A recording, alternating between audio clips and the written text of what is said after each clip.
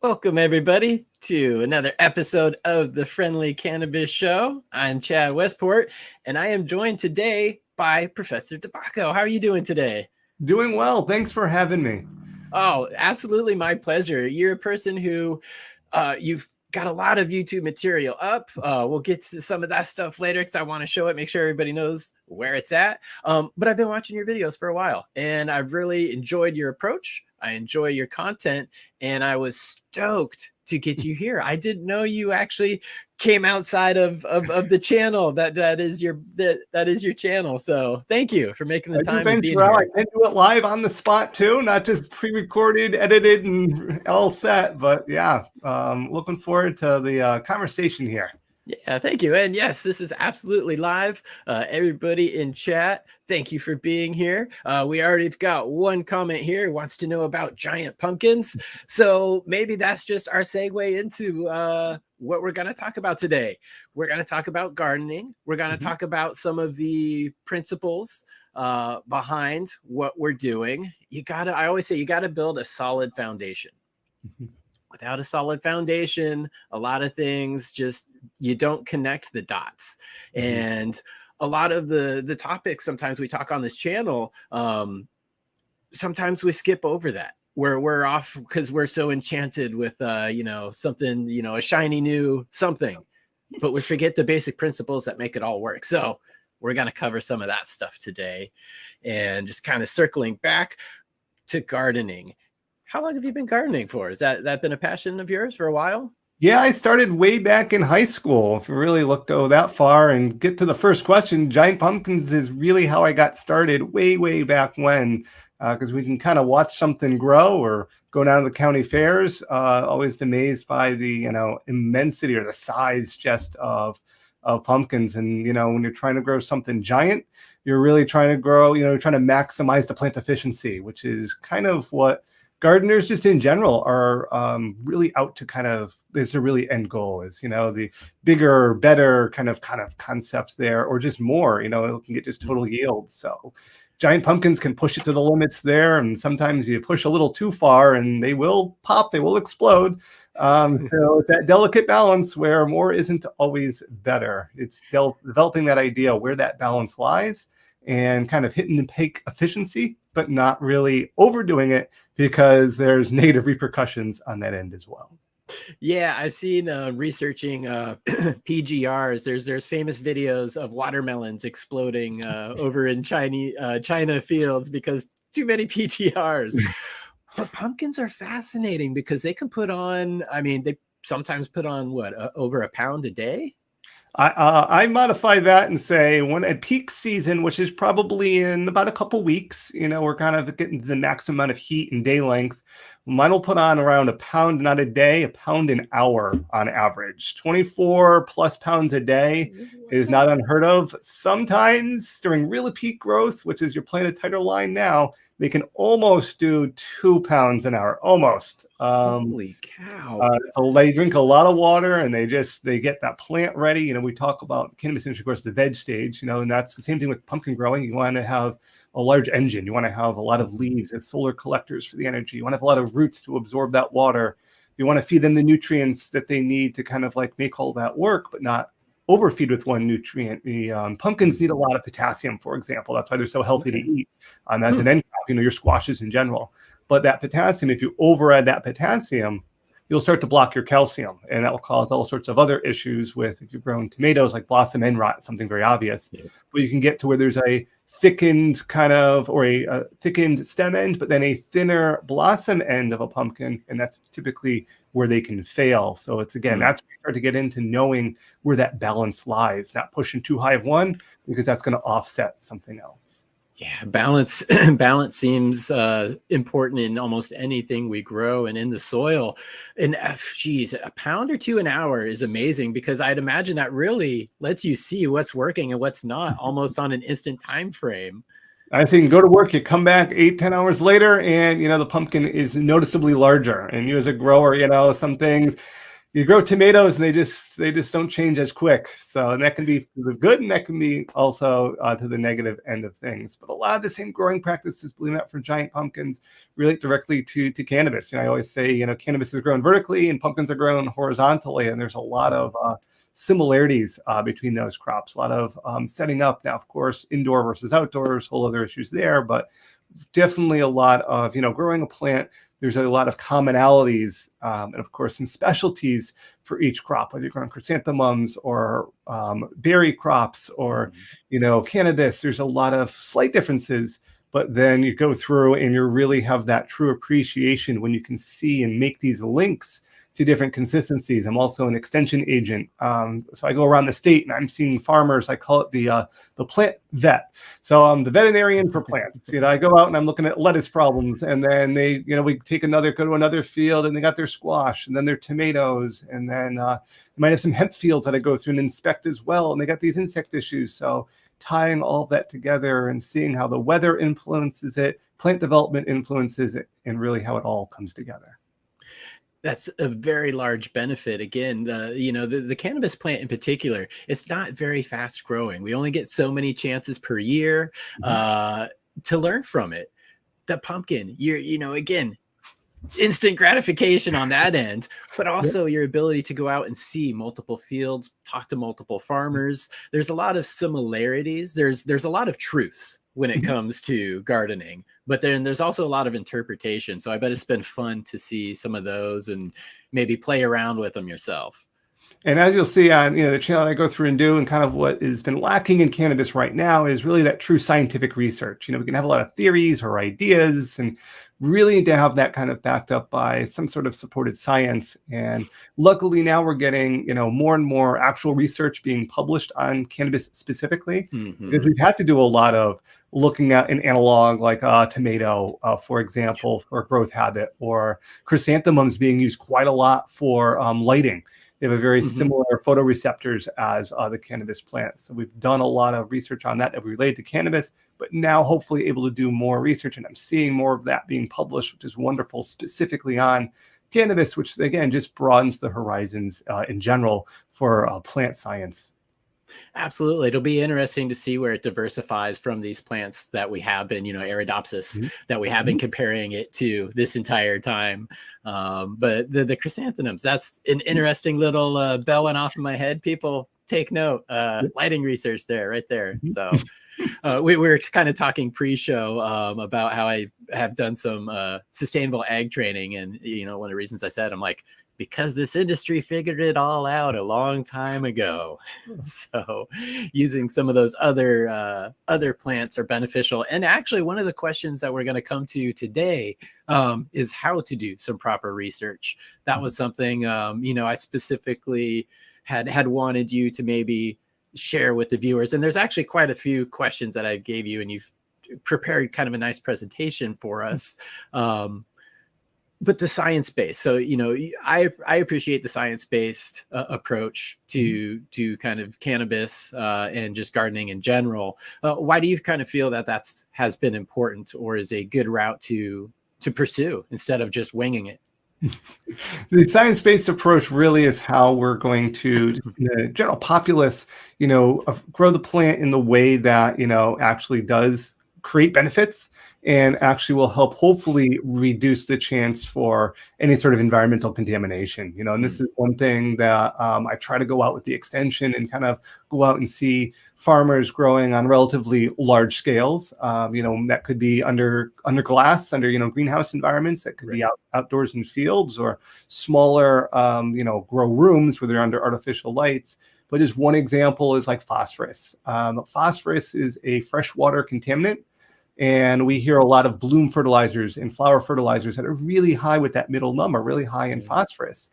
And the downfall to that is, unlike a nitrogen, if you overfeed with nitrogen, you get really bloated plants and they get brittle and they don't root very well. And they give you visual signs like you messed up, you over added nitrogen. Phosphorus isn't that case. You can feed the right amount or excessive amounts and really aren't going to see much change in the plant. So I think a lot of growers unintentionally are over adding phosphorus and potentially contaminating, local groundwater. And it's something, phosphorus is something we're running out of, believe it or not. A lot of it's mined in the United States. A lot of it comes out of Florida.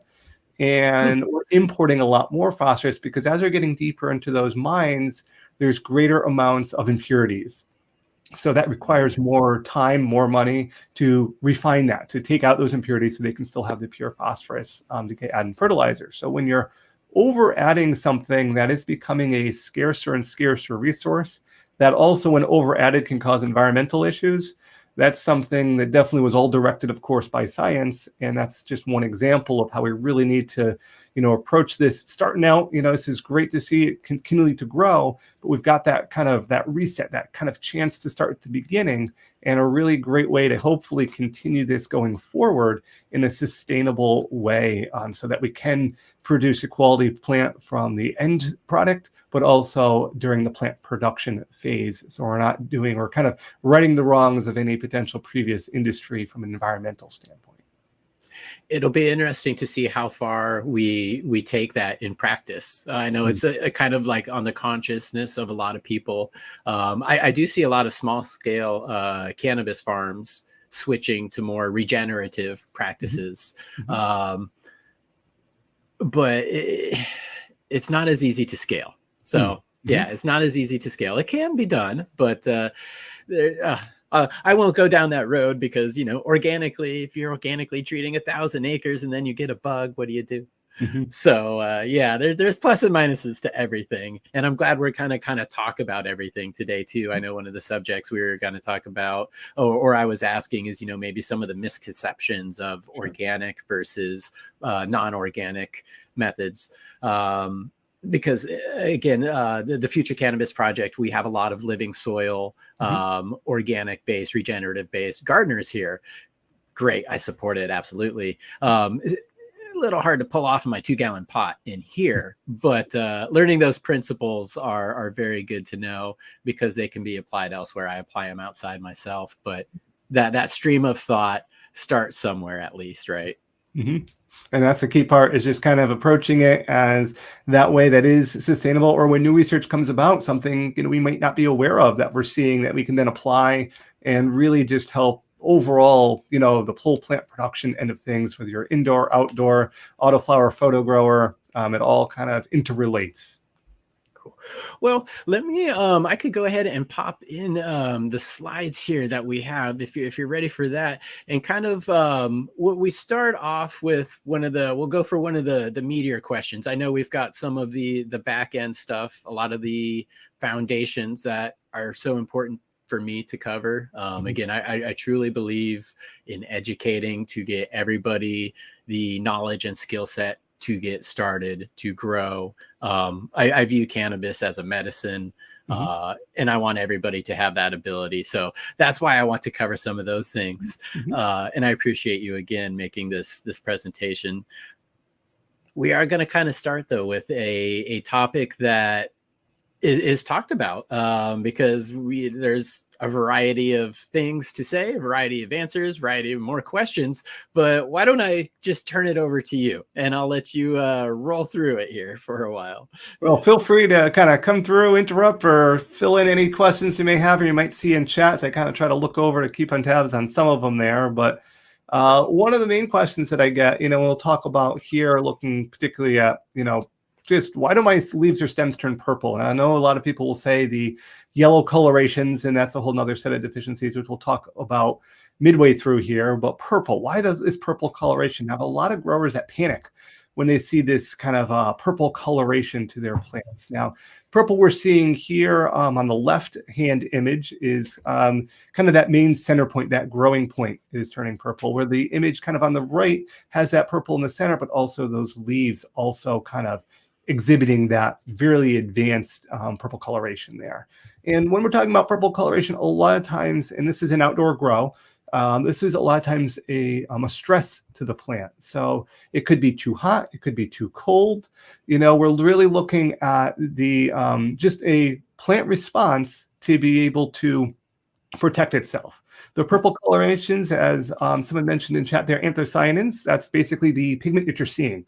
And that anthocyanin is a pigment there to help block the sunlight. it's the plant's way of, it can't put up an umbrella at the beach and kind of shade itself. So this is kind of its way of doing that. But then I'll get growers that say, you know what, well, my stems are also turning purple. And this is kind of that same grow. And this is kind of very evident here, where you see, I zoomed in on the left, so you can kind of see a little bit more broad base on the right there. But on the left there, you're seeing those two little cotyledon leaves. Those are your seed leaves. And right above that, the epicotyl, and below that we call the hypocotyl from a botanical terminology. But above that, you're looking at the purple coloration. Below that, you're seeing very minimal purple coloration. Well, these went in as seedlings, and it's that older tissue, that upper tissue, that's kind of able to kind of change there.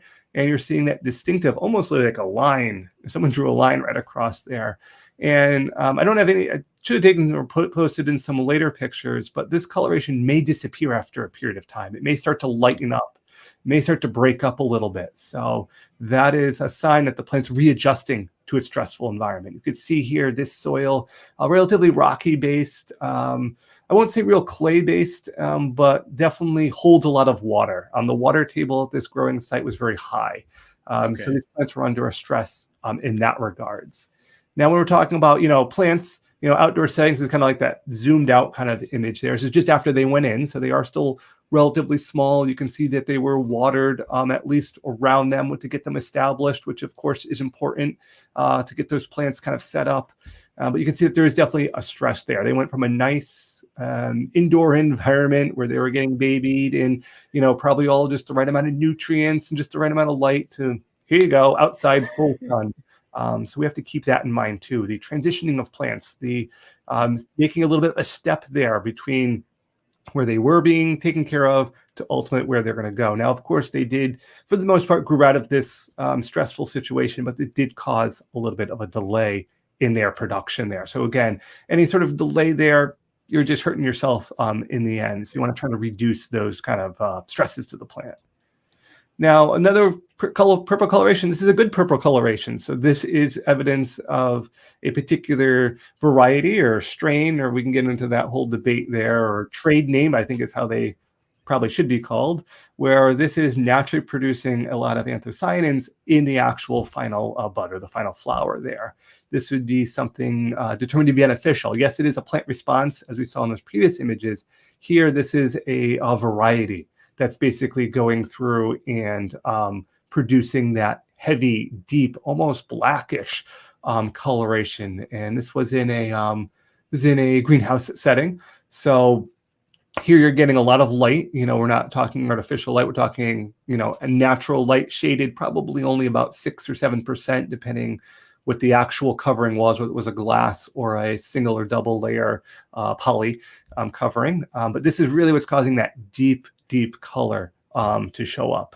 And for breeding purposes, this is, very beneficial because that is, as someone had mentioned, this is looking at anthocyanins. And I won't get too much into the science there. I did include a little bit of a link there if I want to type in the full link there. But anthocyanins are basically, think of them as your classification of molecules that turn things that purple, deep reddish, almost pinky coloration. Pretty much what we'll see is that blue to purple coloration when we go through.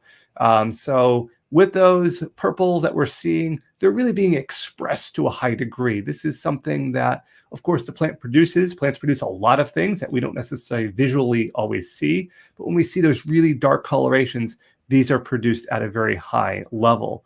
And what are their main functions in plants? And I just chose a couple key ones here, but really to help attract pollinators, herbivores that disperse seeds. This is just in general when we're talking about anthocyanins, not just cannabis, of course.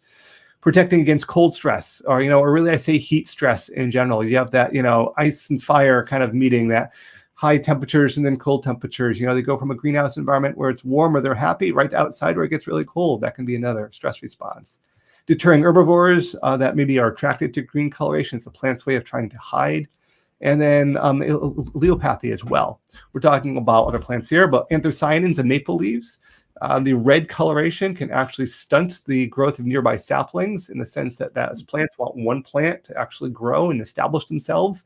Apple trees do the same thing. They have abscisic acid in their seeds, so they delay that. So if you ever, were small and took an apple and went to plant it outside, and otherwise it didn't grow, they naturally have a lot of suppressors in the natural seeds so that they grow when ideally the adult tree is kind of waning in its efficiency, and then the small seedlings will grow. The adult plants don't want to complete directly with seedlings, so there's that inherent natural delay that occurs there. So it just kind of gives you a quick overview there of the general of the, looking at those purple colorations that you might see in plants. I think that's all I have on that one. So I don't know if there's anyone had any particular questions, or Chad, if you had anything on the anthocyanin purpleness of plants. Well, yeah, you had mentioned, sometimes it's a stressor, and in the soil we were looking at, it retained a lot of water. So would maybe like an anaerobic condition contribute to it, or would there be maybe like an imbalance of nutrients in that anaerobic environment, or maybe all of the above? So depending on how anaerobic or stressful the situation is, in the images I showed, it was basically waterlogging that led to reduction in oxygen availability. Okay. If you're getting into an anaerobic situation, that will cause a nutrient imbalance. I'll say tune in, stay on here. I'm going to show you some actual cannabis responses to individual nutrient deficiencies that allow you to diagnose that a little bit more specifically. Excellent. And just as you had pointed out a few moments ago, plants can kind of grow out of it, or you'll see it progress back to green. And I have definitely seen that myself. Typically when I'm going from like vegetative into the flowering and it's experiencing that stretch, I don't have the rhyme or reason for that. But sometimes when, the stems had some purple striping on it, it hit that stretch and they kind of outgrew it and everything was good from there. So, and for my indoor growers too, if you get a branch coming out or a petiole where a leaf may be, you sometimes will see the purple coloration on the top. When you flip it over to the underside, it'll remain green, indicating that's definitely light stress, because where the light's becoming the most impact, you're getting that change, and you flip it over and then all of a sudden it's the quote normal or the more green coloration. So just ways to read your plants. Yes. No, I'm glad you brought that up too. I have definitely seen that where the fingers are overlaying each other. You'll lift this one and you'll have purple, green, purple, I think that's pretty cool. But that is typically a light stress. And with the LEDs getting more bang for your dollar these days, fortunately, it's easy to almost overpower your room. So yay for us. Taller and closer to those lights. It's exponential as that par goes up. Yeah. Well, cool. Oh, and then the last one I had just on this one was, you had mentioned, again, a stress response to cold or heat. A lot of people in the cannabis world, we sometimes will call it bro science, but there was the ice water bath. As you're getting towards the end, you dump on the ice water and you turn it purple. And I'm sure it has to be genetically possible for it to happen. Some won't always happen. But yeah, that's kind of like you're saying, it's a stress that can bring out certain expressions, phenotypic traits. So, all right. And then I'll bring this one back up. The next one, again, this was something I was very interested in, is just misconceptions of organic growing versus synthetic. Because I think there's a lot of people who just want to maybe ignore the science and fly a flag. So I'm somewhere in the middle. I like it all, but I appreciate the science approach. And so that's why I wanted to offer this question to you. So I'll let you go ahead and take that away. Thank you. Sure. So really, the best is really a combination of both systems. We'll talk systems, and I'll talk about where each offers its advantages. The main, separation is true synthetic fertilizers are really directly feeding the plant, and we'll say only the plant we're trying to grow. And organic fertilizers can in part directly feed the plant, but are also feeding, contributing to soil nutrients overall, maybe benefiting soil microbes or secondary things that indirectly come in contact with the plant. So that's kind of like your main initial distinction. I'd say the biggest misconception, I didn't put it in the slides here, but just something that I see a lot of, sometimes the organic growers can pollute the environment more than synthetic growers, which I know they don't want to hear and they don't think it's possible, but I think that's part of it, where you can overdo things on an organic growing situation, and organic can still pollute. Synthetic can also pollute as well. It's synthetic, it's a little easier, or the tolerance for error is a little less with synthetics, But organic growing and thinking that it's all good and more is good and little is good is really probably the biggest misconception. It's always difficult when I deal with certain organic farmers and have to let them know that, you pile down all this manure and now your phosphorus is 10 times higher than the commercial growers I'm dealing with, and you're actually polluting more than a quote commercial or synthetic grower. So that's just kind of something important to keep in mind. And that again comes back to that same point of the science there of understanding what you're doing and why you're doing it, not just blankly following like, oh yeah, it's all natural, so I can do no harm in that sense. So. Well, and that is, sorry to interject here, but that really is the mindset of some people, and I appreciate you putting that way, because I was asking myself, I'm like, well, how would the organic version of phosphorus pollute? Because we were talking about phosphorus earlier. We all are aware of commercial farming and its depletion of oxygen in waterways, the dead zone in the Gulf of Mexico. So synthetic fertilizers have always been a big, a culprit. I'm not going to say scapegoat because they are responsible, but a culprit for a lot of these things. But it is interesting again to hear the flip side, because we hear manure. Okay, great. Let's get manure. Let's pile it on. You can't burn your plants with organics. And then we just pile it on, not thinking 3 steps forward. So sorry to interject, but I thought that was a very important point to highlight there. No, I welcome it anytime. Yep. Let's see. So some of these I have here, and I did upload. Let me just hit the other one. So some of the background image look like background colorations on the presentation are a little darker, but that's okay. The main content's there. If there's anything I talk about in here and you see that title, that's basically the title I pulled right from my YouTube channel, so you can go through and hear it again, so to speak. But chemical fertilizers, we just have to think about synthetics and chemicals, and really it comes down to really a manufactured product. So I guess, how do we define organics? How do we define chemical or synthetics? It's basically a fertilizer that's, for lack of a better term, is man-made, is really the best way to think about it, where your organics, like your manures, your compost, are kind of like created with microbes or take different steps to get to that level. Now, your chemical fertilizers, often they're water soluble, which is a great thing because it allows you to apply them in many different ways. People might be using hydroponic growing or drip irrigation, or using this big water tank and releasing fertilizers that with maybe an overhead. That really is beneficial to chemical-based fertilizers because they dissolve so well in water. They don't clog filters. They can be pH stabilized. So there's a lot of advantages in that regards. The biggest advantage to chemical fertilizers is that ease of application, a clean operation. So for anyone who's maybe tried organics and had any sort of filters, you probably were very familiar with filter changes or clogged filters or anything to that nature, or building up, the sludge or the just organic compounds there. Chemical fertilizers, because they're so water soluble, and that's why I have the picture of the small child there, is you can really spoon feed them. You can give them just little small doses, which offers the grower great control. You don't have to pile on, 1 ton of manure to 1,000 square feet or to the acre or whatever. You can put in 1/8 of a teaspoon, 1/4 of a teaspoon. You can, do that multiple times. You can really dial it into what the plant needs at the particular time. How often, as I said, caution should be for over application, because it's really easy to over add. And as a result, you can burn your plants more so with the synthetic or the chemical-based fertilizers. Your organic fertilizers are not manufactured. As I said, they're typically found or created by nature. Natural fertilizers, just as some examples that I know a lot of growers utilize, are seaweed, kelp, manure, worm castings, bone meal, blood meal, and 8 million other things. And someone's mentioned seabird guano, bat guano. All of those would be under the classification of organic fertilizers.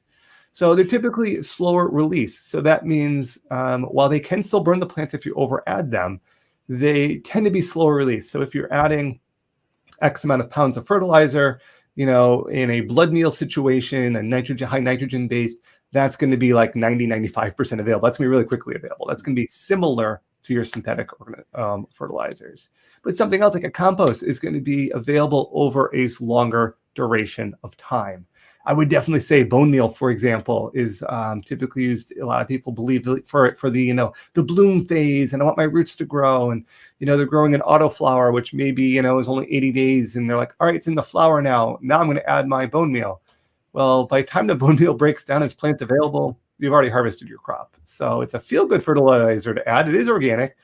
But when you look at the science of the actual microbial breakdown, you're really not giving much benefit to your plants there. And as I said here, it is still possible to create toxic conditions in your soil, especially with manures that tend to be over and over applied, or applied again and again and again, because it's seen as something natural. That's just one example there of over adding that.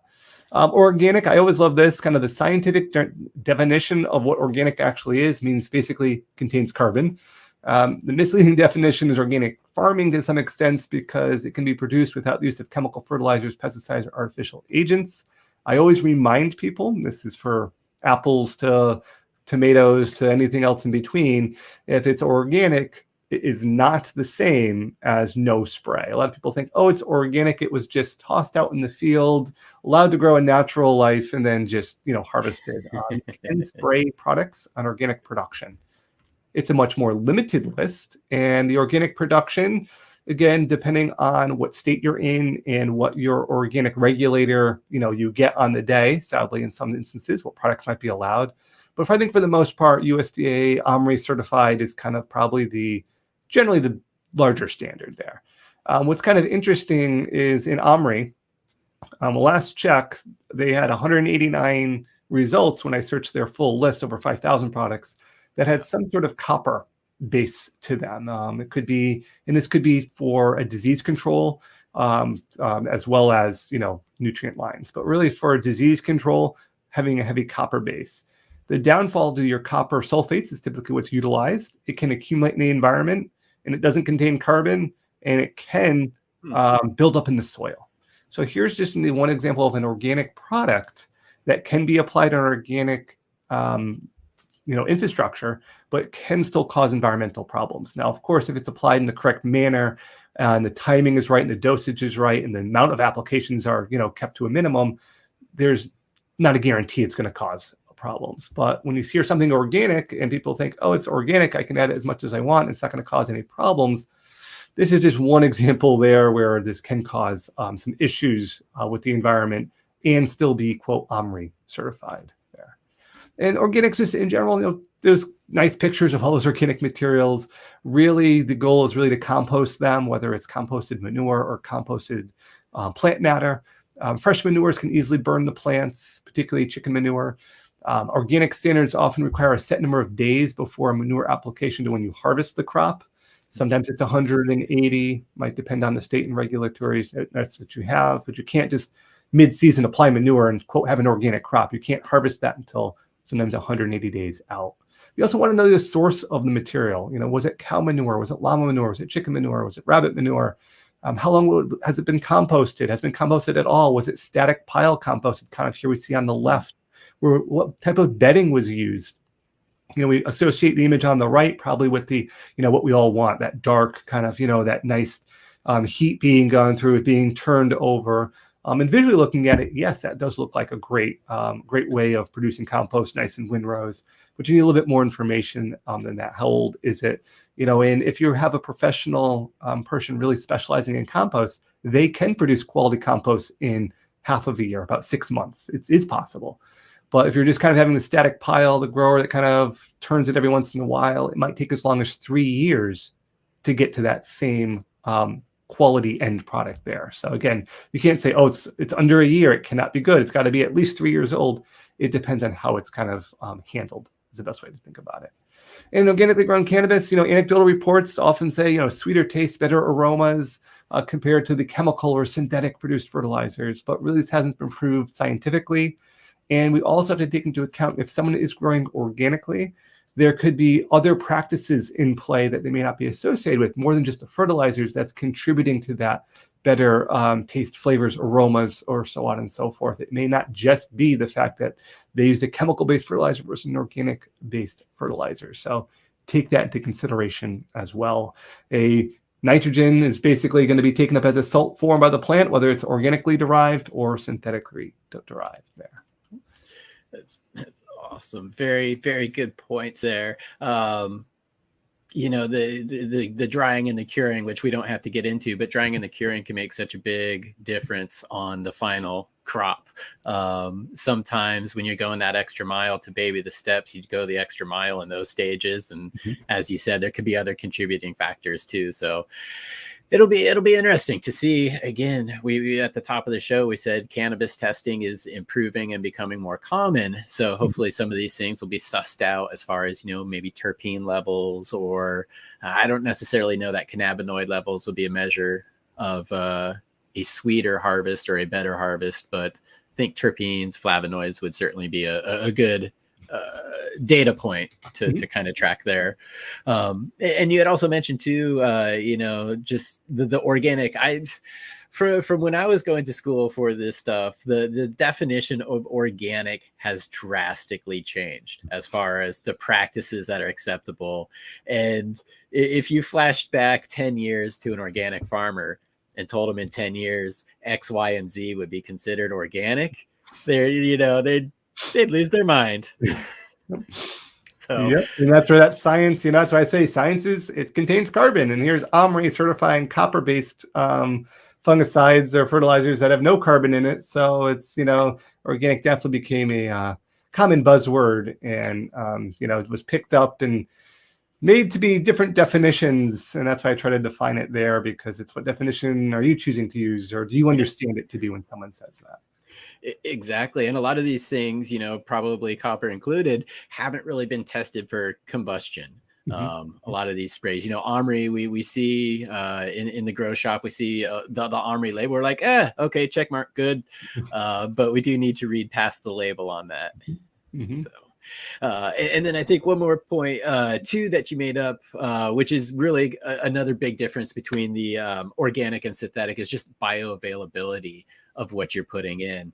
And I'm glad you mentioned that, because again, it sounds like a lot of the organic ingredients, you know, as far as their punch can be just as strong as the synthetics, but it takes longer to get there, right?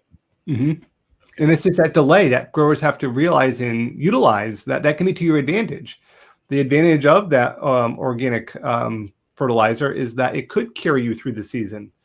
Particularly we'll talk about, you know, just compost in an outdoor situation, but that's why I say you might need those synthetics when that soil's really cold, or they're just starting out in the spring or the start of your season. That soil temperature may not be at the peak microbial availability. So using a couple synthetics early on, those will be immediately plant available. That'll get your plants growing. And then as that soil temperature warms up, as those microbes become more active, now your organics, your compost base will start to feed the plant, and you can start to reduce the amount of synthetics or chemical fertilizer you're utilizing. So just a prime example there of how you can utilize both to your advantage, and one isn't completely evil and one's not completely the best. Utilizing an approach and a scientific-based approach to utilizing each is really the best way forward. I'm glad that you brought that up. I didn't think about microbial activity, temperature of the soil, although I know that over here, put into that context, I'm just like, another light bulb moment. So I appreciate that. And yeah, we have some guys, you know, I used to say that I was synganic. You know, I do a little bit of the synthetic, mainly organic stuff. But again, you know, if I need something fast acting, I'll reach for that. I'm now transitioning away to that, to doing more top amendments, but that is where my experimentation is coming in, because you're right, it's not bioavailable right away. I need to basically learn, okay, if I apply it today, is 3 weeks when it's going to kick in. Trial and error. That's the fun of gardening though, right? And being able to realize when you do need to reduce your synthetics because the organics are taking over, because you think, oh, I just added 1 tablespoon per gallon, but now your organics become available, and that's where you get into mainly you'll get those no nitrogen toxicity, or nitrogen just way get elevated, and you're like, well, I'm adding the same amount. We're not taking consideration what might be happening at the microbial level with that. Yep. And I see a comment in here from Ken, another one of our hosts here on the channel. It's all about the biology. Yep. Yes. Yep. Biology 710. Yes. All about biology. So soil biology, good thing to have. Let's see here. Oh, wrong comment. I don't know. I'm just hitting all kinds of buttons here. Okay, there we go. Why One more don't to I? play with on your end, yeah. Yeah, I know. That was all me. All me on this end. Cool. So let's go into the next topic that we had here. And that is immobile nutrients. This I wanted to have you elaborate on because this is a really beneficial tool in my eyes for plant diagnosis. Mhm. So I'll let you kind of roll with that, but that's why for me, for getting this in the ears of growers is very important. So I'll let you take that away again. No problem. Now, this is probably my most viewed and kind of talked about content on my channel there, mobile and mobile nutrients and nutrient deficiencies. I do have a whole set on diseases and insects and everything else, but it always goes back to the nutrients. And I'll preface this with it's always the nutrient, but these are great ways to kind of increase the odds. Maybe it's the nutrient issue, or kind of determine at least what nutrient might want to go through and kind of utilize. And I wanted to just put in here just primary nutrients, just the main ones. Nitrogen, phosphorus, and potassium are your main three. And nitrogen is the first number. So if you see fertilizer packages, that first number is your nitrogen.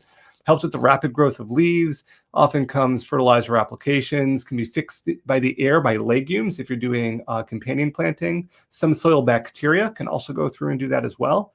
Over applications, though, can cause your internodes to stretch, brittle, dark leaves, difficult to root if you're cloning. So this one does let you know when you over fertilize. Phosphorus doesn't really do that. It is an essential part of the photosynthetic process. It is a critical part of DNA, encourages root growth, encourages blooming. Often comes in fertilizers. It's that middle number, and also found in manures. You may see some fertilizers, which aren't necessarily a bad thing, that have a 0 for the middle number. A lot of turf grass industries are going under phosphorus restrictions, indicating that this is such a large problem. So just because you have a 0 for a middle number, don't take that as a bad thing or a fertilizer you don't want to buy because it might have nitrogen, potassium, and some other things. You may not need the fertilizer of this phosphorus. You might be able to supplement that with another fertilizer. And I think that's what's been difficult for some growers to buy a fertilizer that is 0, glaring in their face as that middle number there. The last number would be potassium or K. That's NPK. It's absorbed by the plants and larger than most other mineral elements except nitrogen. And in some cases calcium. So potassium and calcium kind of compete. So if you over add potassium, you could be blocking your calcium. So important for growers growing maybe in cocoa coir just to keep in mind. Potassium supplemented by the soil minerals, organic minerals, as well as the fertilizer. Carbohydrate metabolism, disease resistance. And it becomes a little bit more important as you get later into this season, kind of mid-flower and on. So common cannabis nutrient deficiencies. This is one that is probably I get asked the most about for sure. And I'm sorry the background's a little dark. I'm not sure if I can go back through and let me just see if I can do a quick re-upload maybe, Chad, here. I'm going to do this. I just pulled my classic talking while the mic's muted. I do that at least once an episode.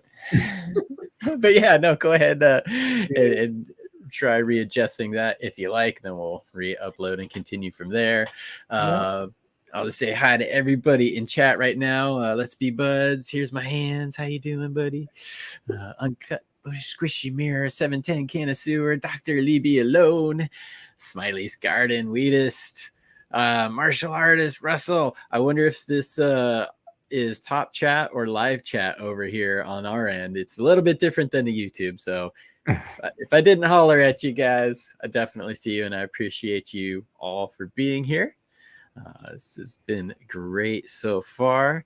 Let's see if I can hop back in here with the slides for you guys. Let's see here if that works.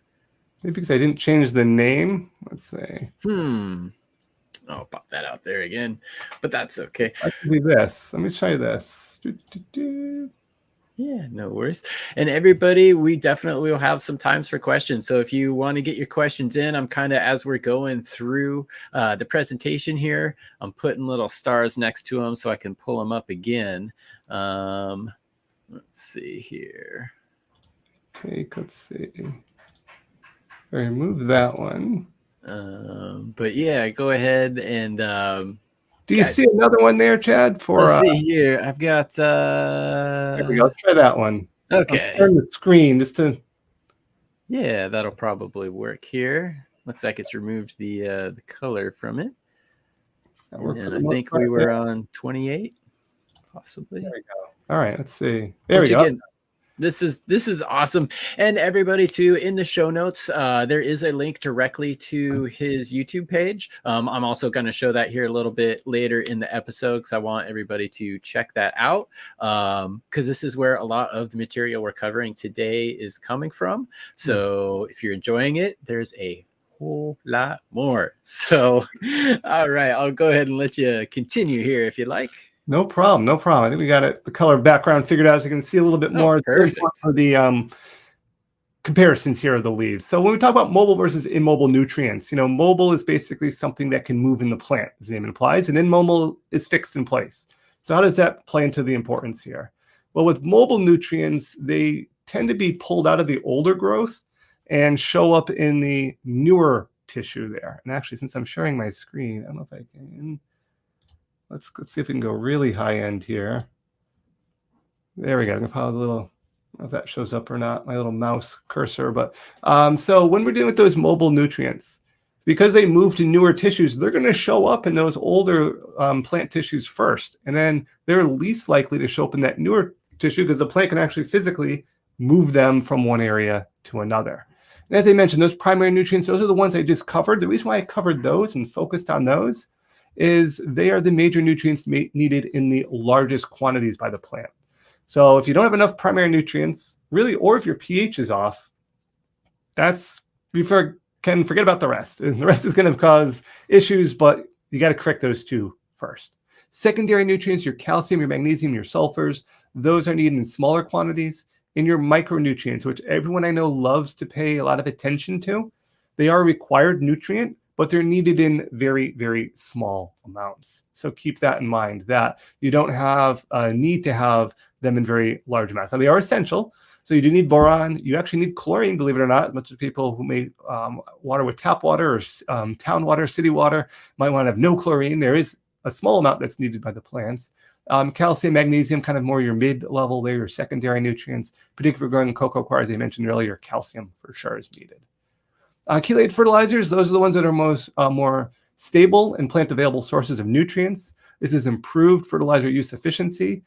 So if you can find a chelated nutrient, it can also typically be foliarly applied as well. And it basically just helps that nutrient get taken up by the plant. This is why if you take a calcium supplement, a lot of times it'd be a calcium and magnesium supplement because the magnesium actually helps your body better absorb that. Chelation of fertilizers, kind of the same concept.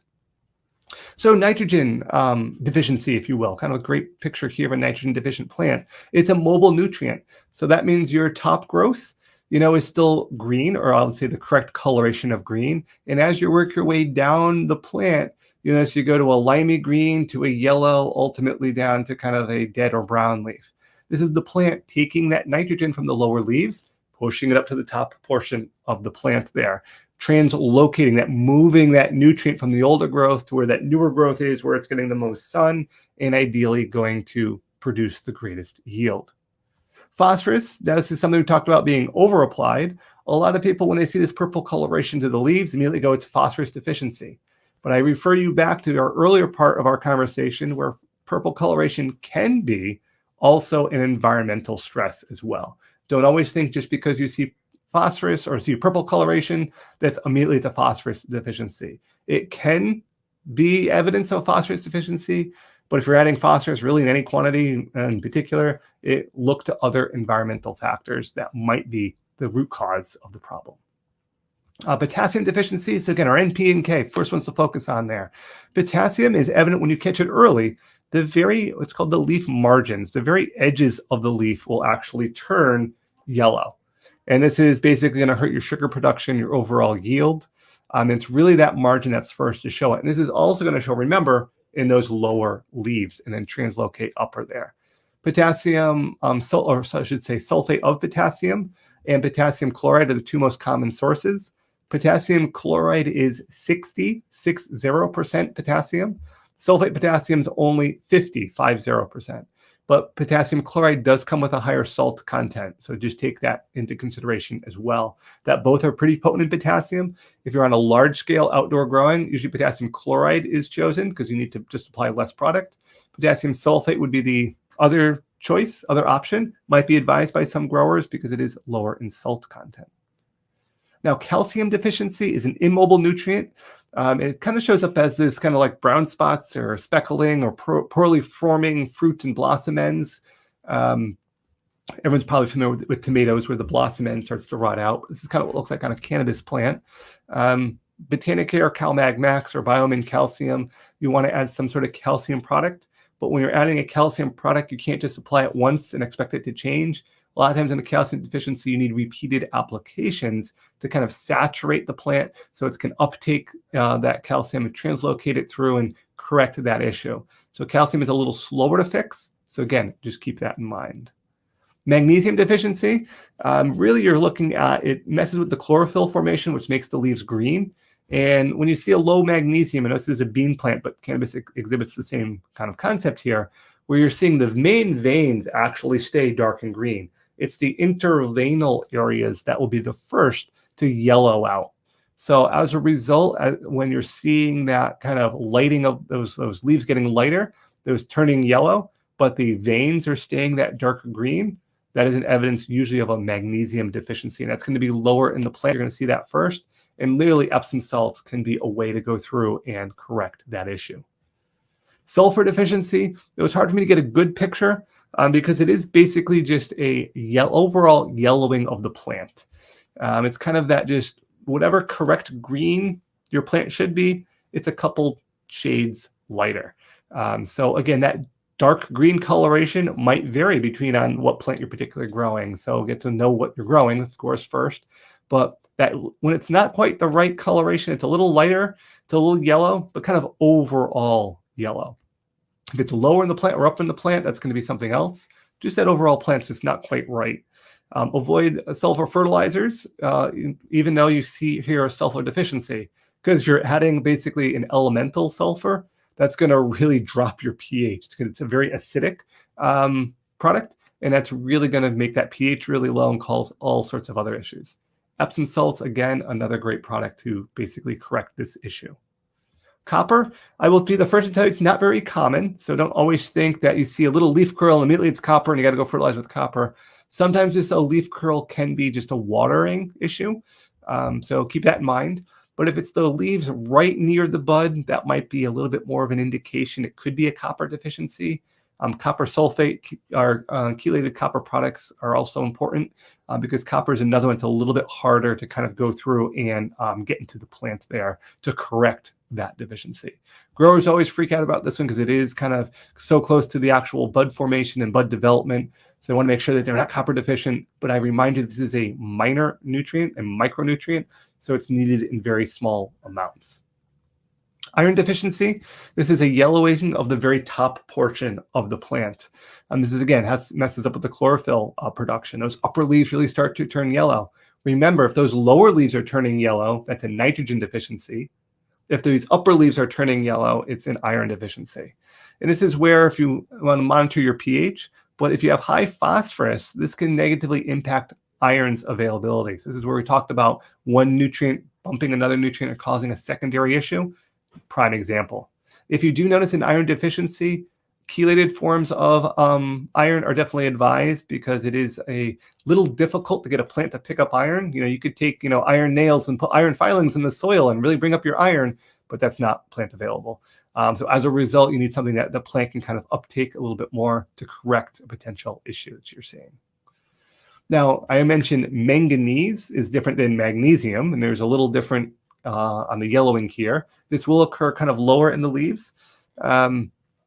Deficiency does have some resemblance of an iron deficiency.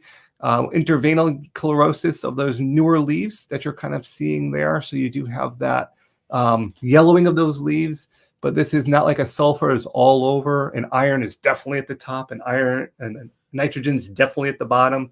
This is kind of that you're noticing a couple leaves kind of getting into more of that chlorosis or that yellowing. More so, I'm saying misspoke earlier, more so in those newer upper portion leaves, maybe not the newest growth, but more the top third, you would say, of the plant. Manganese sulfate, great way to kind of correct that. If you're using a blended fertilizer, I'm not sponsored by any company, but Age Old Grow, their Grow Blend, despite what their label says, I have tissue tests that have confirmed this in plants that they do have elevated manganese levels. So that's just another example. If you're using a blended fertilizer, you might be able to forego some of these potential issues with some of the fertilizers you're choosing to utilize. So before I get into scientific articles, I can stop there. Awesome. Thank you. Again, wonderful. And you answered a lot of my questions as you went through, which was always fun. We just mentioned we were just covering some of those micronutrients, very small levels. Now, I know it's not an exact science of what's coming out of your tap water. We did mention a little bit of chlorine, but sometimes there's calcium or iron in there. Is that, is tap water sometimes a good supply for these, or are they something that we typically need to at least add a little bit throughout the course of, say, a cannabis cycle? They usually do need to be added because cannabis, like a tomato, very high demanding crop. So as a result, because it is such a heavy feeder, we cannot supply just through regular tap water enough to compensate for the plant uptake, I guess is the best way to put it. Okay. So while that can be a great to know, and it's important to know, because maybe when you are going to add some more, you are going to be adding some, but you want to be adding it in a controlled manner, and maybe you don't have to add it as much. And this is where, it's good to get advice from other people and, have an idea of what they might utilize and what they might use. But at the same time, we've got to be careful because you could have the issue where they may have some higher calcium in their water, you may have less calcium, and that can cause, someone to think that they're lying to you. Like, oh, they said they weren't adding this, and I tried that, and it didn't work for me, and I'm growing the same substrate they did. That's just kind of another example there of dialing in specifically and understanding kind of what you're doing. Yeah, a good point. So a lot of times you can contact your, water municipality and get a report on, the ppms of a lot of these things. Granted, if they change from one well to the other mid-season, it might be off. There will always be a natural fluctuation to that. But yeah, again, I love what you're mentioning because same substrate, different side of the country, one's on well, one's on city water. You're probably going to get different results. And at least speaking locally, I've called up my, water supplier because I am on a municipality, and I just happened to catch it on the day. They could tell me what the readings they got at, that morning at the closest hydrant that they have. They do it at least once a week, at least 7 to 10 days. And I happened to catch it on the day that they tested that one, and they're always willing to share that information. And I think once a year they have to publish something. I've got the little card there. It's good to, as close as you can. They have 3 different ones in the town that I was growing in. And, I told them where I was, and they told me what the closest one was, and they gave me that information. So it's just good to know. And just to test your water, just to know what you're dealing with. As you mentioned, the calcium, in the water, you could have hard water. Your pH could be really low. Your pH could be really high. That's also going to impact things as well. Absolutely. And you mentioned Epsom salt too. Magnesium deficiency is something I dealt with in the past. I did like the little bit of Epsom salt that delivers a good dose of that, as well as sulfur and a few other things here. I've heard anywhere from a teaspoon to a tablespoon per gallon. Is that something that is going to be plant specific, or did you have a recommendation for maybe cannabis on a dilution ratio? So I would say if you're noticing a deficiency, you want to go, quote, as high as possible, at least for the first couple of treatments, and then cut it back down. I've used as high as 2 tablespoons per gallon on a drench. And you can do what I would do in that case. If you saw a deficiency, I would add 2 tablespoons per gallon as a root zone drench, and then 1 tablespoon per gallon sprayed on the leaves. Okay. I'm not a big fan overall of foliar feeding in general, but when you are having a deficiency or an issue, the reason why I would foliar feed at that point is I want to add material to the plant and to the roots and hope that they're going to meet right in the middle. And then when you see or you don't have the deficiency showing up anymore, I would still add some to my regular fertilizer program, but I wouldn't be drenching at that levels or nearly as frequent, shall we say. So keep that in mind as well, that when you see the deficiency, that means you are definitely below plant levels. So you want to go through and kind of over add a little bit. And Epsom salt is great because you can over add it without having a lot of other issues or burning issues. It dissolves really well in water. I've made some concentrated solutions up for like a fertilizer injector. Okay. It's amazing how much that water can hold for, of course, your ppms go, skyrocket, over all the readings go way over, but it dissolves really well in water. You can go down to a local store and get it. You don't need a feed supply or a fertilizer store. Just get the ones that aren't scented. I don't get the ones that peppermint scent or anything else. I don't want anything else. I just want that plain, regular foot bath. Epsom salts will work just fine. Awesome. Let's see here. Oh, and then some of the deficiencies too, same look, different level of the plant. That's why mobile versus immobile was so important to know. Diagnosing is tough, man.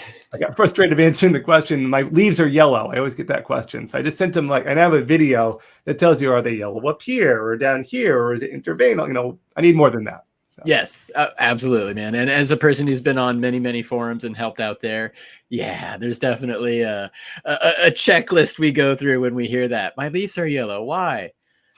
Okay. But hey, again, that's why we do these things. That's why we're out here to educate. It's one of those things. I'm sure I ask questions of more experienced growers where they're like, okay, so it happens. And we approach it with a grain of salt. Oh, no, okay. I'll stop with the bad puns here. We'll get back to the stream. Again, I appreciate your time. I had asked for an hour of time. You so graciously volunteered it. We're at that hour right now, but we've got one more subject to cover. Is that all right if we go ahead? I re-uploaded I took the background out, so I re-uploaded that, so we should be good to go here. But I think this is an important section, so I want to stay on and definitely get to this. Awesome. Suggestions for how to research topics for if you're unfamiliar with what resources you may have available to you, or just general practices. So I just tossed this in there because I think this is what a lot of growers talk about, or I hear people talking about. They don't make this distinction: the difference between scientifically published research and really anecdotal information. And a true scientific study is really a systematic investigation, interpretation, and evaluation of data. It can be done by one person, but most oftentimes it's done with a small group or a lab, if you will. And that's kind of relating to the reliability of the applications. There's a lot of kind of things that go into it. It doesn't have to be all done in completely, isolated, sterile conditions, but you kind of have this is what that scientific research really means. And again, just because it's done by one person doesn't necessarily mean it's not scientific research, but most of the time you're going to find a small group there. Compared to anecdotal information, this is evidence collected in a casual, informal manner, relying heavily or entirely on personal testimonies. This is someone who's, say they're doing tests or trials, but not really approaching it in a way that is systematic and can be reproduced, is the best way to put it. So, N, in this case, it doesn't mean nitrogen. In this case, N, a population size of 1 doesn't really support a pattern. Someone's like, oh, I added this fertilizer and the plant grew twice as quick as it's ever grown. Great. That really doesn't tell us anything. It might be onto something. So it's not something to say you're completely wrong. There's just not enough information there. Similar species can be used to draw some conclusions, as we talked about a little bit earlier, to be potentially see unforeseen, interactions and complications, which is why it's important to study the actual species. Having said that, that doesn't mean all the chrysanthemum data done on lighting is all garbage and doesn't apply at all. Very similar to cannabis plants in that regards, but not exactly the same. But a good way to get around some of the legalities and studies in that regards that gave us some good basis to go from, that then we can then build on. So that scientific study usually requires a control. So there's that comparison. There are very set, stringent parameters that are set in place. They're only varying that one variable that they're actually testing. The procedure is conducted, well documented, and easily repeatable as well. It's not just something that, I was growing in a 4x4 tent. All right, well, what was the humidity? What was the, where were you growing? We're growing in Colorado. We were growing in Florida. Very different areas there. So you're going to have that sense that's repeatable and well documented. The anecdotal study only focuses on what changes, doesn't really ensure other parameters are kept consistent, commonly performed on small population size, typically hard to recreate test conditions. Even growing in an indoor tent, like, I got control over everything. Well, how are they running their lighting? What type of lighting? How old were the bulbs? Things all that nature. So it's just making that distinction in maybe utilizing an anecdotal study or someone that, has great success and applying it to scientific research. And that's how you go about that. And that's really, how do you search for scientific articles? How do you go about that? And for the most people, really Google Scholar is user-friendly. It's a great search engine. It's free. Go to Google and type in Google Scholar, and it will bring you to another subset page. This is probably the best way. I like it. It's user-friendly. It's a great way to really be able to search anything. And now we're not just talking about cannabis. I'm not just talking about plants. I'm talking about really anything, like anything you come up with. You hear a news story about, coffee related to cancer or something. You can search that up. You can search animals. You can search humans. You can search cancer research. You can search plants. You can search literally anything and approach it from a scientific standpoint. If you're going to enter university, so I do teach at the University of Connecticut. I always try to tell my students, because I don't think they realize it, that if you're going to a university, they have access to a lot of these publications that on Google Scholar, you might only get a section of. And I'll talk about the different sections you might have access to. But if you're part of a university, or in a lot of cases, if you're a member of the public and you go to the university library, sometimes you have to go physically on site, which might be a distance travel. But if you can request sometimes an article, if you know the exact name that you find through Google Scholar, and they can potentially turn over the full document to you. So that's another great resource that a lot of people may have that may not fully understand or realize it. What I do want to break through is when we do find that scientific article, they do have a systematic approach to how they present their article, so to speak. And they always start with the title, which is good, because that helps you determine really if it's of interest to you. Now, you might want to read a little bit beyond just the title, because sometimes the titles get really long or cursory kind of worded, but really tries to provide a complete description of the study, including the title of the species studied, kinds of experiments performed, maybe a brief indication of the results, but there can be variability in the title. Which typically you'll get with any article is the abstract. And an abstract is a very succinct summary. Purpose, it contains all the statements, the methods, the results, the conclusion of the study, and literally it's one paragraph. And they're typically free. Even the article might be published very recently, hasn't come off copyright yet, but you might be able to get access to the abstract. Now you might think, well, if it gives me the results, it gives me the conclusions, it kind of tells me what was done. Well, why do I need any more? Why don't I just read a paragraph? Because you really want to get into the details of that and the introduction of that, that you won't have access to if it's a recent publication. It really contains the background information. It really describes the theoretical background leading up to that study. Why were they studying that in the first place? What hypothesis were they trying to test? It gives you that general, as the name implies, introduction to that study. And then the methods. To me, this is a very important section that most people skip right over. They read the introduction and they go right to the conclusion. The methods are extremely important because it tells you how the author or authors performed their experiment. If you read the methods and you go, I don't agree with what they did, or what they did was flawed or wrong, don't read anymore, because the conclusions they draw from, in your opinion, right or not, based on those methods, if you don't agree with the methods, then you automatically don't agree with the conclusions. But a lot of growers go right there to the conclusion and say, this is what they found, and we go right from there. Reading those methods are very important. They can get cursory, they can get very detailed, because they are written for a different audience. But if you read through them a couple times, it's going to take you a couple readings, that's fine. Really is important. Then I go to the results. Once I check the introduction, I get the methods, then I go to results. That contains the data collected in the experiment. Much of the important information included in this section. The tables, the graphs are included. The reader can analyze the raw data, which is why I go to the results first. Show me their data. Let me see what they generated there. And I can go from there to kind of make my own potential conclusions. It is worthwhile, and there's something called a discussion, and that's basically the author interpreting the results that they have. They describe what their work suggests. Still a very important section, but keep in mind that the author's opinions can come in this section. Again, not saying it's a bad thing, but definitely something that I like those results, that true kind of more unbiased approach, if I go back to the results, that's a little bit more unbiased. The discussion can be a little bit more biased. That's a very bad thing, but can be a little bit more biased there. And then the best section, which is the longest section, usually at the very end in a little teeny tiny font, is the literature cited. So if there's something really of interest to you, you can go back and look at their sources, and you can go back to the original sources to see when did they get it right, or am I really interested in those sources as well? And then, as they say, you go down the rabbit hole, and then you're researching those sources, and then their literature cited, and their sources, and you end up kind of hopefully learning a great deal about the topic that's of interest to you. That's our last slide.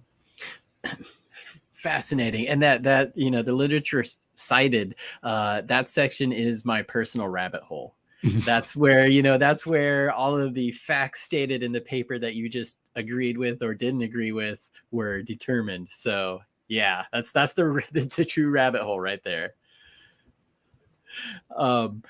You also mentioned being able to go to university's library, which is great. I found that extension offices are a huge resource, particularly for people who are gardening outside.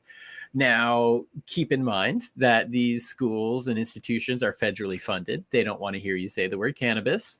But if you say the word tomato, they're smart enough to know what you're talking about, and usually eager to talk as well. Mm-hmm.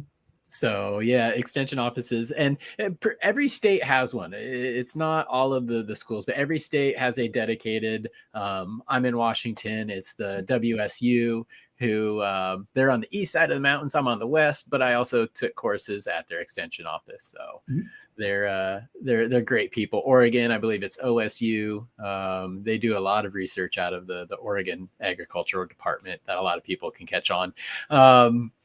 And the reason why I kind of love that is it's almost kind of regional. It fits to where I am. Do you have some preferred schools or resource bases for possibly the East Coast area? I've been fortunate at UConn being very supportive of cannabis in general, which is something that's slowly coming online other places. So they've been very much in support of kind of the whole education end of things. They have some research out. They got probably the most famous one, I believe Jess Lubell's doing or published on feminized seeds and developing things like that, which I also kind of broke down in my channel there.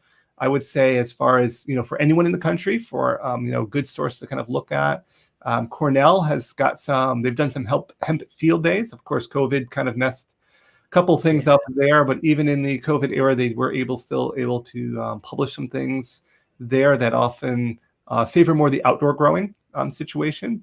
And then I always say, going through and, I try to stay on top of what I can. So in Cornell, Cornell is a New York-based Finger Lakes, Great Lakes region. Going through and, I try to keep in tabs on some of the latest or most interesting information. So, of course, there's my channel as well. You kind of have the advantage of me going through more recently, taking some of these articles that are, 10 pages long and really detailed and kind of giving you the growers, what does this mean from a grower standpoint? Okay, great. They did the study of HPS and LED lighting, okay, well, LED lighting is always better, well, what's the difference there? And you can see here that, yep, I've got that potency of cannabis grown LED and HPS lighting. I break down that article, but I always then link you on this debate to the original article as well. So I try to simplify it a little bit more, but I don't want to hide information from you, but I don't want to make it, an hour-long discussion on one topic. But right there in the description, as Chad's pointing out there, that's the link right there. It's in the slides. It's in the description. So you've got access to all of that. But if you just kind of want that quick, is this of any interest to me, or how does this apply to me as a grower? You have that, hopefully that in that case, that 6-minute and 46-second video to kind of break that down right there. And as people scrolling through the channel, see, I try to keep most of my videos, and I say most, under 7 minutes. There's going to be a couple long ones there. I took one where I went through a soil lab. For anyone growing anything, you send your little soil off in a bag and it comes back with, numbers. Well, where does that soil go? I went to a university lab and spent the day there and, saw every single process that soil has to go through. and Wow. edited it down. It ended up being a 30-minute video, but it kind of walks you through that process that soil goes through that you're able to see and kind of appreciate. For why don't I have my results yet? Well, there's 14 steps and 15 pieces of equipment that are needed to go through to get you those results that look so easily printed out on a form. Right. Easy. They look at it. It looks easy. No, not as easy as sometimes. And so, yeah, everybody, that was a quick preview of his channel. Again, it's the direct link is down in the show notes. You could also search YouTube. It is DeBacco University. Definitely check it out. I know you guys will love it. I'm kind of a fan of the short format stuff too, because it's you can kind of digest it. You can think about it, form a question, and then watch it again, and you'll probably pick up the answer to your own question. And there's everything from beginning growers. So I don't know if someone's maybe just starting out and growing only a couple of plants. I have that information as well. But then I also have information for those more advanced growers that want to break down the scientific articles. I don't think it's only scientific article based. You can start with the real basics. If you develop that question, as Chad's saying, as you're thinking about it, type it into the channel. See if there's another video on it. I've got forensic science playlist and a biology playlist. So just keep that in mind. But I've got, I want to say 800-ish cannabis related videos or so, with a couple more in the works. I was at yesterday, I think a hemp farm, going out and trying to get some more content, trying to get some more information. I'm also teaching classes. Basically, their final exams are coming due. So I'm kind of always bordering that as well, but I'm trying to always get some sort of new content out there. But hopefully there's a lot there for anyone to go through and search and get a really good start on improving their grow, or hopefully avoiding some potential pitfalls and mistakes. Definitely, there definitely is. And again, it's that solid foundation that all growers should start with. It's, do yourself a favor, build the solid foundations, because you will be surprised how and where they apply to complex situations later. You have to understand the why behind the how. So that's why I kind of went to school. Real quick though, we've got again, I appreciate your time. I've just got a couple questions here. One question, coming from Pyramidian. Be sure to ask if there's a minimum amount of soil that's needed to grow in a living soil successfully. And again, that's subjective, because you could be talking about just like a water only, or something that you top dress. But I've heard people talk about typical sizes, or maybe what is too small. Do you have any opinions on that one? So when you say living soil, I forget what the quick quote is, but in a tablespoon of soil, there's like 5 miles of mycelium that can be in there. So as far as growing a plant, when you're trying a living soil, you really want to have, those buffer capacities in there. Just because you can grow a large plant in a 4x4 rock wool cube, if you really maximize the soil, it's going to be a high stress environment. I know most growers are favoring that 5 to 7 gallon container for true living soil. At a farm, they're doing some comparisons. They're an outdoor grow, so I guess keep that in mind. And they were showing that a 45-gallon container was growing much better than their 10-gallon containers. So I think in that living soil container based, you think, oh, wow, 45, that seems quite large. I think it's actually causing the root zone temperature to be kept cooler than the 10-gallon pot. I don't think it has anything to do with the microbes per se. I think it has more to do with the environment going on there. So you have to take that into consideration. That's the substrate, it's the compost, it's the percentage of compost, it's the percentage of carbon in there, but also the volume and the temperature they might be exposed to. Anything above 72 degrees Fahrenheit, you really want to be careful, because your microbes kind of peak out around that temperature. The top growth can handle more than that, of course, but those microbes, that soil, in a true soil environment, you probably want to run it a little bit cooler than you're thinking for the most part, at least what I find from growers. And outdoors, something that helps if you're not in the ground, go with white pots instead of black pots. Reflect the heat. And another one here, and actually this Bud and Lather was a guest a couple weeks ago on the show. Wonderful soap maker. kind of a full spectrum cannabis and hemp infused soap. I have them in my shower right now. I wish I had them closer on the other side of the house. But he had some soaps that were very purple. And his question here is the hemp infused soaps turn purple and pink just on the outside. The cannabis I infused was green. So one, are the anthocyanins always present, even if not visible? And why is it only purple on the outside? So what I would say, I don't know how many of these soaps you may have. My guessing, if you took that bar of soap and cut it down the middle, you'd get purple all the way throughout, because what's probably happening is there is it's called oxidation. It's basically reacting with the oxygen in the environment. So your outside will turn purple, where you're inside, that, not in a bad way, is anaerobic per se, or not getting the oxygen diffusion, and therefore it's not turning purple. So if you took that bar of soap where it's all purple on the outside and cut it in half and then looked at the sides, gave them in time, I bet you they would also turn purple, because it's that reaction with the outside oxygen or the outside environment that's probably occurring based on that description. That clicks in my head. that makes sense. So thank you for that. I bet that is, and I will go after we're done here. I'll go crack one of those open. We had one more. Let's see. And his original question before his phone died there, it was about, what did you mean by salt content? He's asking, what about the salt content in potassium sulfate versus potassium chloride? Why is the chloride more salty? Is it because of a higher effect on the EC? So all nutrients are salts, is some way to think about it. So I don't think it's always just sodium chloride. But because it's a potassium chloride in the 60% potassium, it's more potent potassium, you're getting more of that chloride. You're getting about 10% greater salt content with that fertilizer as a carrier compared to the sulfate of potassium. Now that's only 50% potassium. So when you're talking a small grow, doesn't really make much of a difference. Probably go with the sulfate of potassium. We're talking a large scale grow, and I'm talking acres and acres. When you've got to buy tons and tons of fertilizer and then go apply them, they will usually opt for the potassium chloride, because they're getting more potassium per pound, and their trucks can only hold, so much there. So when I say that saltier, yes, that's going to impact the ECs. That's going to impact the parts per million. That's going to impact potentially soil properties if you way over apply, but usually on that size of scale operation, you're not.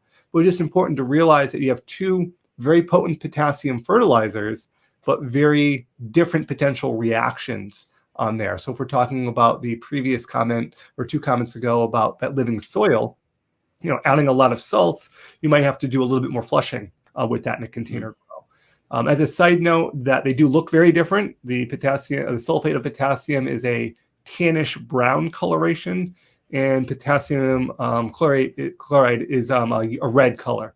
So they make them very distinctive. If you were ever wondering what bag was which, they do make it pretty distinctive in that sense from a fertilizer standpoint, so that you ensure you're applying, quote, the right one. Yeah, that'd be a bad day in the office. Yeah. Yep. And I've had, you go through and you buy it, I buy it by potassium by the bulk, by the ton. And, sometimes you get a check to make sure it's the right potassium, because they, rightfully so, they want to sell you more potassium. Like, this is 60%, not 50% potassium. But I'm like, no, I want the less salt. To me, that's of greater importance than the higher percentage of potassium. So little things like that. Cool. Well, this has been really fun, Matt. I appreciate your time infinitely. I would love to, in the future, keep going. I've got more questions I'd love to cover, but thank you. By all means, reach out. We can definitely schedule another meeting. I can get some feedbacks here. Seems like it's been pretty positive. I've been kind of glancing over a little bit in the chat there. So if you got another list of questions, I'm always welcome to come on again. If you're scrolling through the page and want some more details about one of the topics I've discussed or haven't discussed, by all means, let me know that as well. Yeah, definitely. And I'll bring up your YouTube page here one more time for everybody. And yeah, everybody in chat has been very supportive of this. Again, I knew you'd be a wonderful guest because I love your delivery and the information that you offer. So it's been recognized and appreciated through chat. So everybody, again, I'm scrolling through his YouTube page. You can find the direct link in our show notes. But do yourself a favor, have some fun, spend a little bit of time over here, learn something.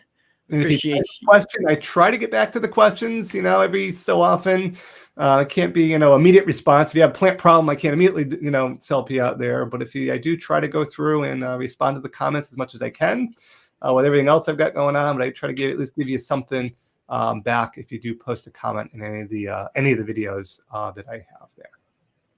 Awesome. We'll just go out here with a couple words of encouragement. Thank you. Gonna watch it again. Thank you, Professor DeBacco. Excellent guest. Oh, I love it. I'd like to take full credit for the quality of this show. Yep, yes. No.